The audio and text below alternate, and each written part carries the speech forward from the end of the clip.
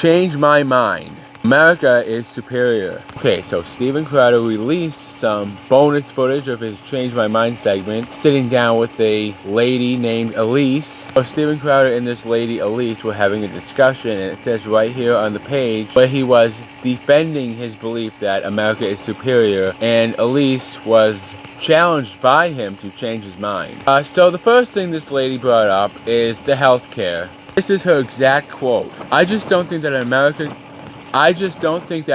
can be called the greatest country on earth. People are dying because they don't have access to medication. Okay, now when she says access to medication, she's talking about, over-the-counter medication, just going to, the regular drugstore and going to get something over the counter? Or is she talking about when you have to go to the hospital and they can't afford the medicine that the doctor provides them?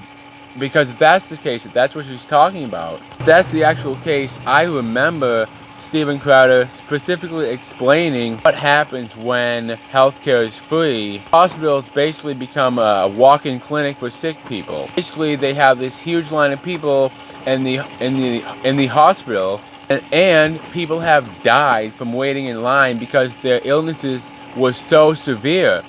They couldn't wait too long, or else their condition would literally kill them. It says it right here, tens of thousands of Canadians died due to waiting too long to receive medical services through the national healthcare system. And it can be a little bit of a tough call to make because you don't want anyone dying. Nobody wants anyone to die.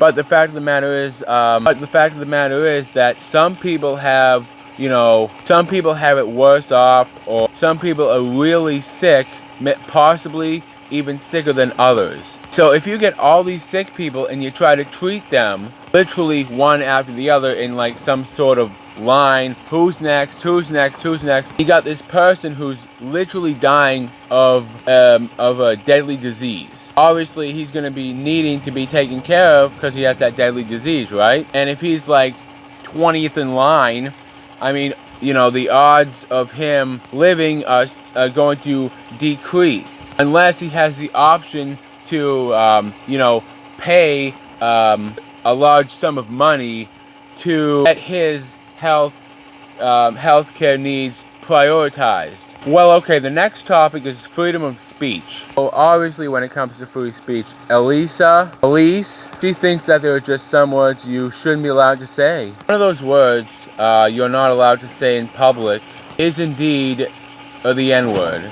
See what I did, I actually said the word, but I censored myself out, I bleeped myself out, I said, but you didn't really hear it, you just possibly read my lips. She was talking about it like you shouldn't be allowed to say the N-word because it's so offensive. I mean, Steven Crowder obviously asked her, like, why does she feel so strongly about the use of the N-word? That's when she said, because it's so offensive. Okay, so I want to end the video on the most obvious point, arguably. Like, yeah, maybe saying the N-word in public might be bad, but where's the context, right? I believe that Sargon of Akkad did a video one day where he was debunking, some lies that were told about him. Basically, one of those lies about Sargon is that he called, apparently one of the lies that was corrected by Sargon is that he called people, I guess. The actual quote was Sargon was saying to these people, they were acting like a bunch of...